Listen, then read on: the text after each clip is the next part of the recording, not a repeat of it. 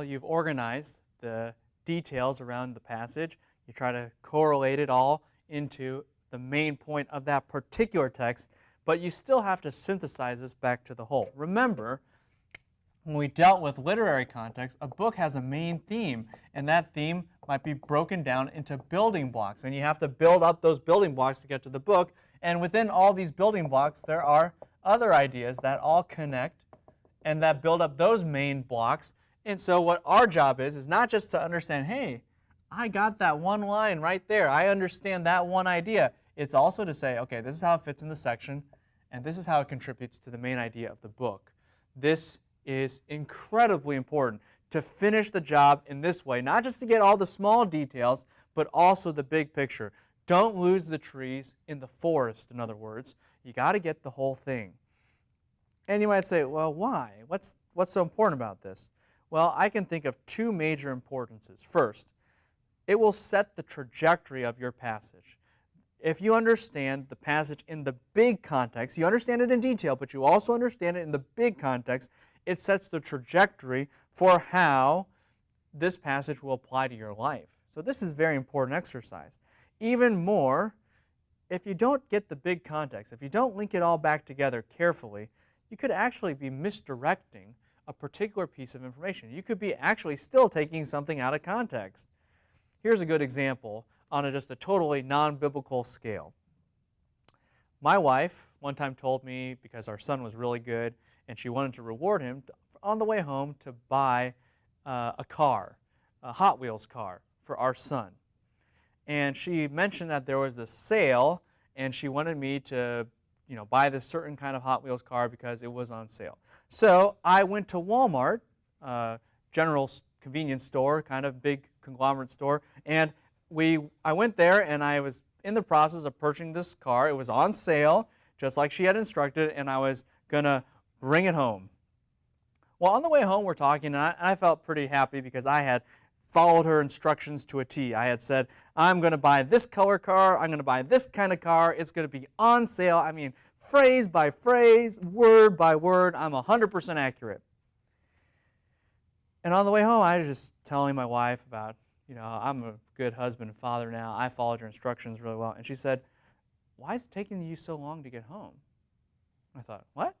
I mean, I'm coming home from Walmart, which is about 10 minutes away, 15 minutes away from our house. And she said, I asked you to buy it at the grocery store. I asked you to buy it at the local grocery store called Ralph's because it had a better sale than what was at Walmart. Oh. Well, I had followed everything to the details. I had gotten the right color car. I had gotten the right kind of car. I had even made sure it was on sale, but I missed the bigger context. That this was actually all supposed to take place at a different store, not the store that I was at. You see, we can do the same thing. We can say, I got all the details here, and I know exactly what's going on. But if you miss exactly how it's being used in the book, you might actually miss the entire point and misapply the very passage you think you know. Be very, very careful. So, how do we methodologically link one passage to the whole? Well, remember the main point that you had. Remember the details here.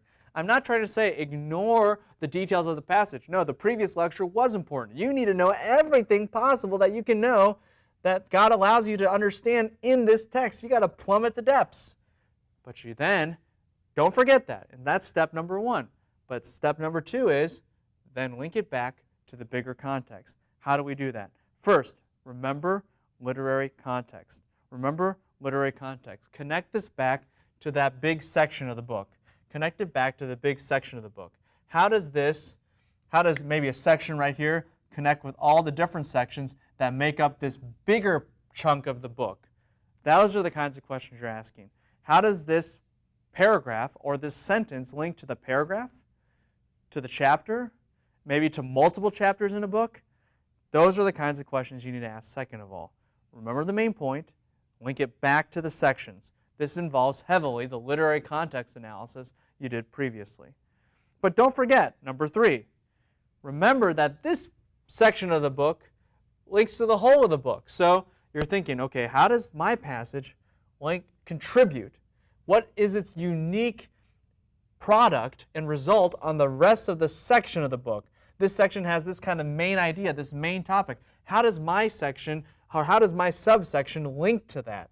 Okay? After that, well, how does this section link to the book? And you trace now this passage and its impact on the book as a whole. That's what you're looking to do. Then, after that, don't forget, well, it doesn't just stop at literary context, it goes back to historical backgrounds. There's an audience. They have, in the historical backgrounds, the original audience had circumstances, had ideas, had struggles. Well, how does the book address that? And then you ask the question, okay, now this passage links to this section, which links to this book. How would all of that cumulatively impact the historical audience, the original audience? That's the question you need to then ask. And once you answer that question, then remember, hey, historical backgrounds isn't just physical history. It's not just physical history, it's also redemptive history. God took a moment in time in His plan to advance His plan, to reveal more information. Well, how does this information advance His plan? How does it, by impacting the people of that time, further the purposes of God for what He wills in this world? That's what we're trying to do here. So, in review, one more time, know those details. Know everything you can know. Whatever, all the hard work you poured into the passage, know it. Know the main point. Know how it all fits together. And then say, hey, the main point of this, or maybe even certain phrases, maybe even certain ideas, they contribute to the main section of the book. They contribute to this main chunk of the book that has this purpose behind it. This is how it works. And through this, it impacts the book in these ways. Finally, it impacts the original audience and thereby furthers God's plan in these ways and lists them out. Be very deliberate, because once you orient all that, then you know exactly how this passage works. You know all its details and all that it contributes and all its beauty, and you also know, hey, this is what God intends for it. This is how it's supposed to hit people, so to speak. This is what it's supposed to accomplish. You have all of those ideas. You've gone from the big picture to the small picture, back to the big picture. Well, once again, sometimes these things are not just method. It's easier to give examples, and that's exactly what I want to do now. So let's go back to the two passages we had. One was in Galatians, and the other one was in 2 Samuel. So let's go to the New Testament first, Galatians 5:16. Galatians 5:16. Galatians 5:16 says, as we mentioned before, but I say, walk in the Spirit, and you will never fulfill or complete the lusts of the flesh. Well, how does this work? How does this function?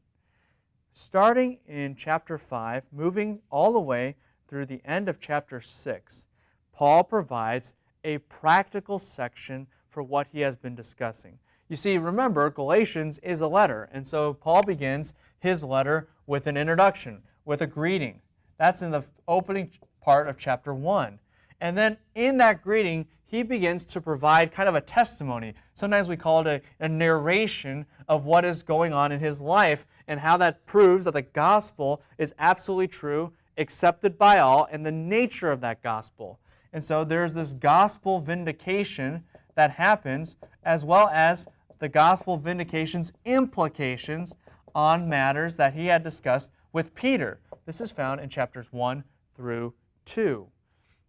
Within this, there is the main thesis of Paul, namely that because justification happened, there is no difference between Jew and Gentile. There is no second-class believer.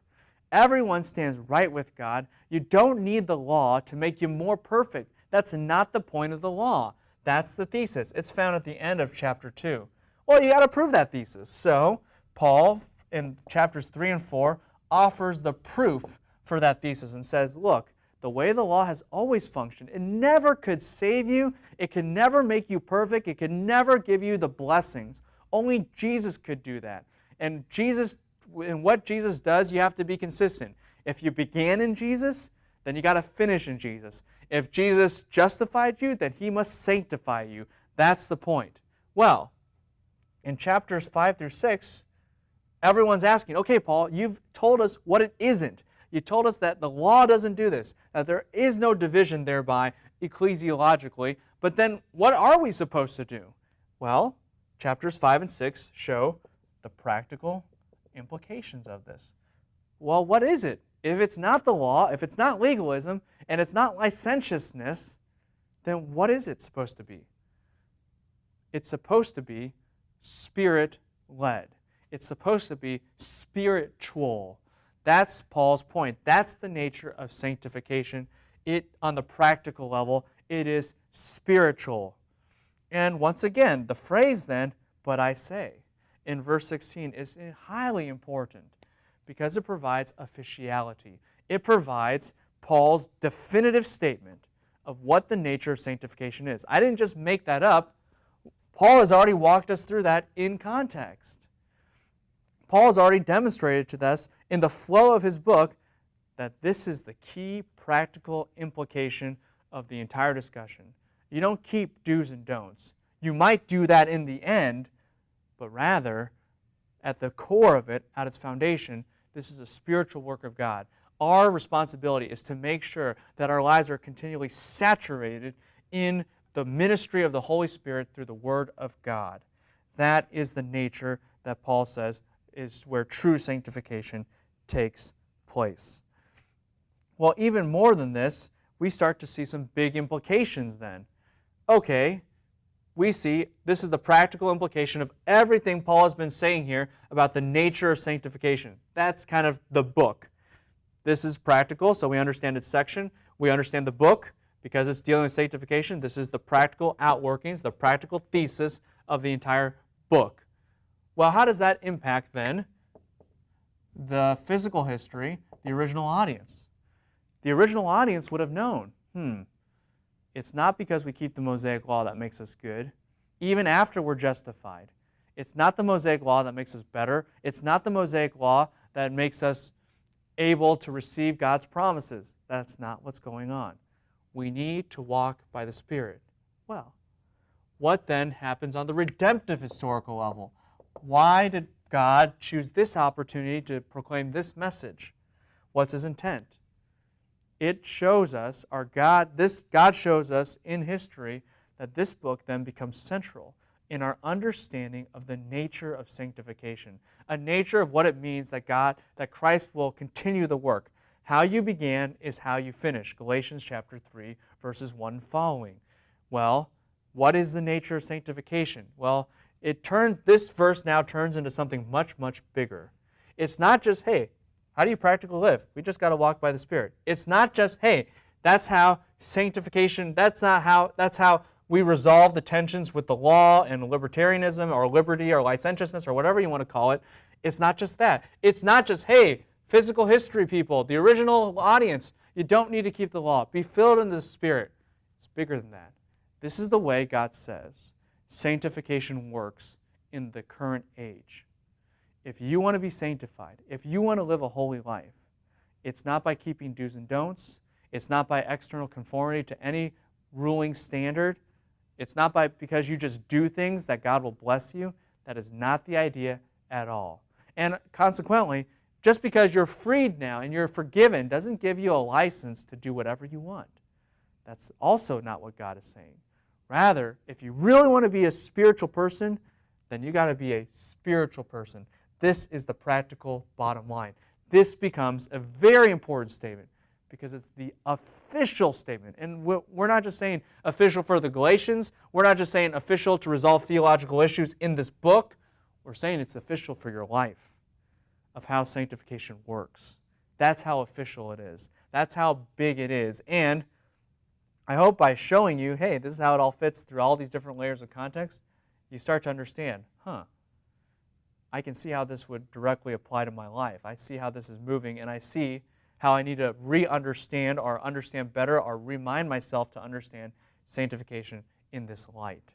It is the walk in the Spirit and all that entails.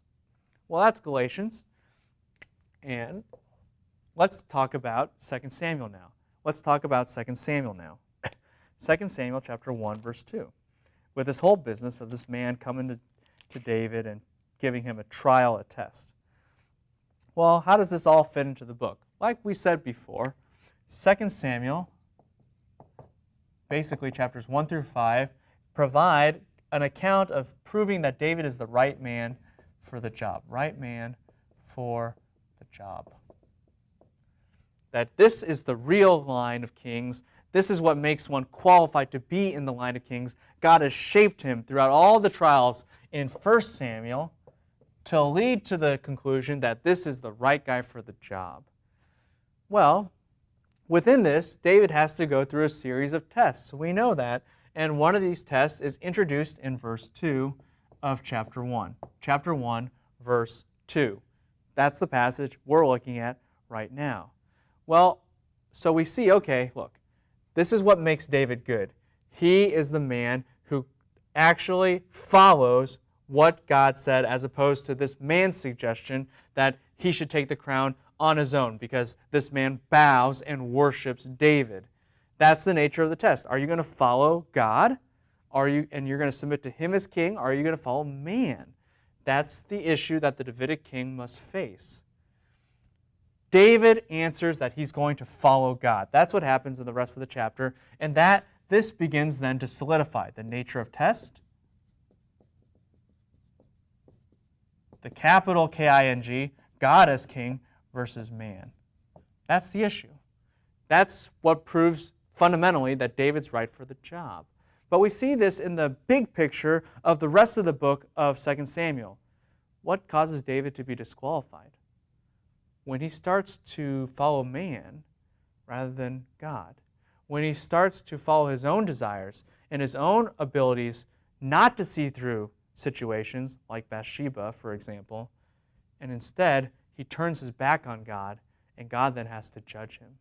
You see, what qualified him in the opening chapters, this very nature of the test that is found in chapter 1, verse 2, is what disqualifies David later. It's what disqualifies David later. So, okay, what does this tell us? What does this tell the original audience? This tells the original audience, on one hand, David is the right guy for the job. God did qualify him. But on the other hand, David isn't the right guy for the job. David himself, while he might have started something, he certainly can't finish it. While God may have started a line and started a movement and started a kingdom through David, David can't be the one that fulfills it. Just can't be. He's not qualified. That's the big physical history picture to the original audience. David's not the right guy. Your kings aren't good enough. They failed the test ultimately in the end. And the nature of that test is king versus man, God versus man. And in redemptive history now, God has then set a standard.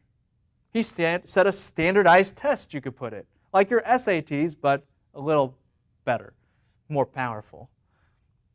What is the test? Kings will be tested, whether they follow God or whether they follow man. And those that follow God will be blessed, and those that follow God to the end, or the one who follows God to the end, he will be the ultimate one. And here's where it becomes really cool. Notice the phrase in chapter 1 of verse 2.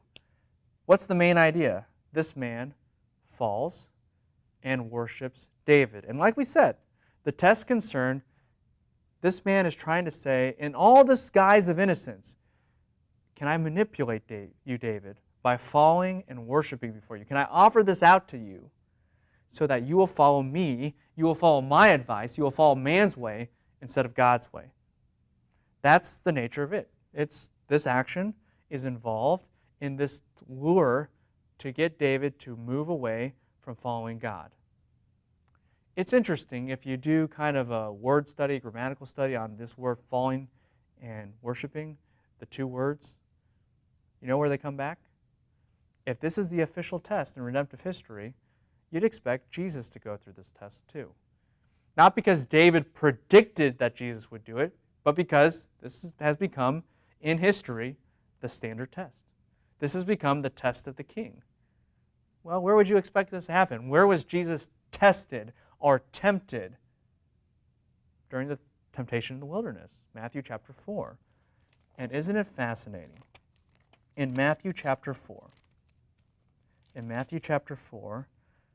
verse 9, Satan shows him all the kingdoms of the world and says, look, Jesus, don't follow God's way. Don't listen to God and how he wants you to obtain the kingdom. Don't wait for God to establish you. Just follow my way. And if you follow my way, then you can get the kingdom ahead of time. God wants you to suffer, Jesus. Why would you ever go down that road? And so what does Satan say?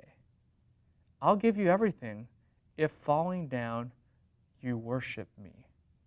If you fall down and worship me, I'll give you everything. Notice the irony.